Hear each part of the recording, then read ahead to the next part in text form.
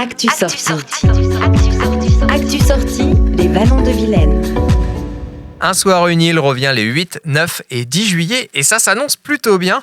La grande fête prend ses quartiers à Guipry-Messac du côté de l'île de la Minoterie. Entre concerts, balles et animations, la fête s'annonce riche et les équipes de Boom Boom Productions ont travaillé d'arrache-pied pour que ce soit le cas.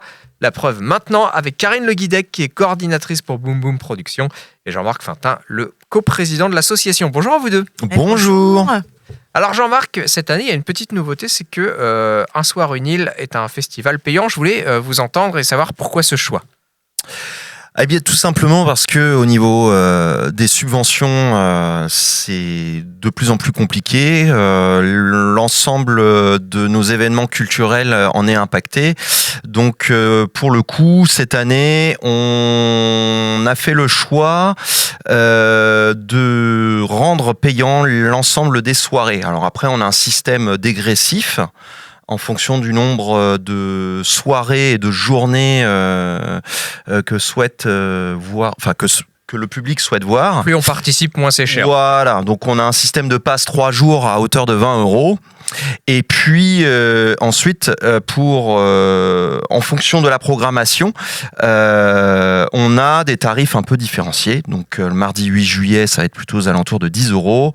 Mercredi 9 juillet, 5 € et jeudi 10 juillet, 10 €. Donc le tout, 25 €. Petite réduction si on prend les 3 jours. Et une gratuité pour les enfants. Ouais, les moins de 16 ans. Les moins de 16 ans. Oui, Karine, de toute façon, le mot d'ordre, c'est d'essayer de rester le plus accessible possible. Ah, tout à fait. Nous, on met un point d'honneur à ce que, permettre à tout le monde de venir participer à la fête. Donc, ça a été difficile. Hein. Ça a donné lieu à un gros débat entre nous de savoir si on faisait payer ou pas. Et puis, finalement, si on ne veut pas mettre en péril l'association non plus, hein, parce que pendant plusieurs années, l'association a pompé un petit peu dans ses ressources propres pour financer le festival. Si on veut que ça continue les années suivantes, eh bien, c'est une décision difficile à prendre, mais que nous avons prise. Ouais, grosse réflexion sur l'accessibilité au grand public, surtout que c'est un festival qu'on souhaite accessible au plus grand nombre, bien évidemment, mais qui permet aussi de marquer le début des vacances d'été. Et on souhaitait garder quand même un esprit un peu familial, voilà. Alors, je sais qu'il y a des années où le festival prenait place sur plusieurs endroits. Là, vous avez décidé de vous arrêter du côté de la Minoterie à Guipry-Messac. Alors Karine, pourquoi? Alors toujours un petit peu dans le même ordre de la réflexion, c'est-à-dire que faire sur 3 ou 4 semaines une animation hebdomadaire, c'était très compliqué pour nous. En fait, on a 3 jours de fête, mais 9 ou 10 jours d'installation et de présence pour toute l'équipe bénévole, salariée. Voilà, donc on a resserré l'événement. On fait l'événement sur 3 jours et puis... Des raisons économiques aussi, parce qu'à chaque fois, ça nécessite un montage, un démontage, des frais de route. Et donc, sur 3 jours, c'est un montage et un démontage. Et non plus 4 fois la même opération et une proximité avec nos locaux associatifs et donc le matériel induit, quoi. On a compris, hein. Si on veut que ça continue, vous avez besoin de soutien. C'est pour ça que vous prenez ces décisions.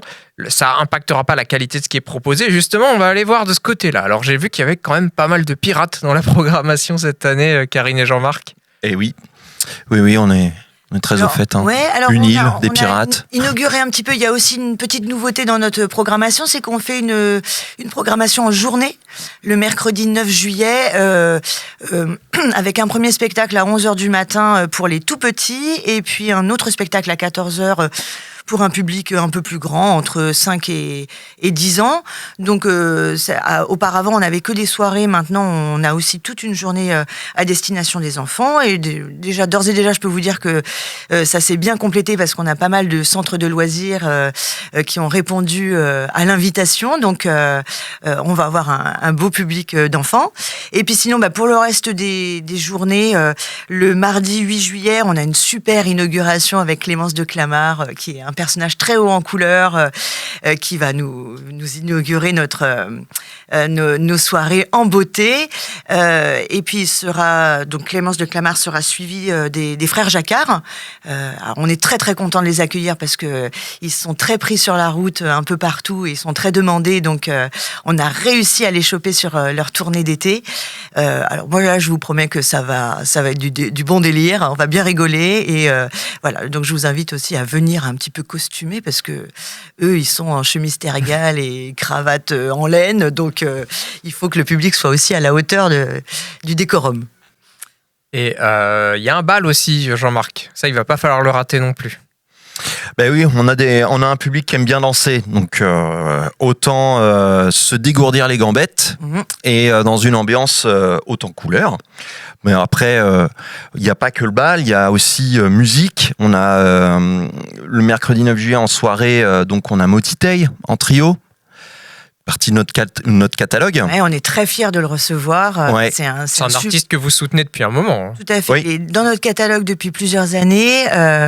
Et puis là, il travaille sur un nouvel album, donc il va nous faire un petit peu la primeur de nouveaux morceaux sur scène. Et on est très heureux de le recevoir. Et en première partie de Motitei, ce mercredi 9 juillet, on a aussi la fanfare de musical qu'on accueille, qui est une nouvelle formation qui existe, je crois, depuis cette année ou l'année dernière. Avec une bande d'une dizaine de musiciens amateurs qui constituent cette fanfare. Et il m'a été donné de les entendre cette année et je vous cache pas que ça va être, c'est très bien ce qu'ils font. Bon, et puis évidemment, qui dit festival dit manger, boire si on a envie, et ça, j'imagine que vous avez pensé à tout. Et tout ça dans un cadre bucolique avec toujours notre animal totem, la petite demoiselle que l'on peut apercevoir sur nos affiches et nos plaquettes. Donc la demoiselle qui ressemble à une libellule. Voilà, mais c'est une demoiselle. Avec 2 ailes en moins. Avec 2 ailes en moins. C'est vrai que ça, je l'ai appris avec vous en plus.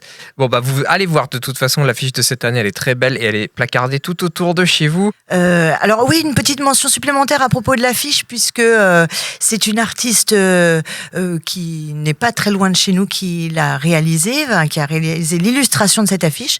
Donc elle s'appelle Adeline Fay. C'est une artiste illustratrice et qui participe aussi à des spectacles.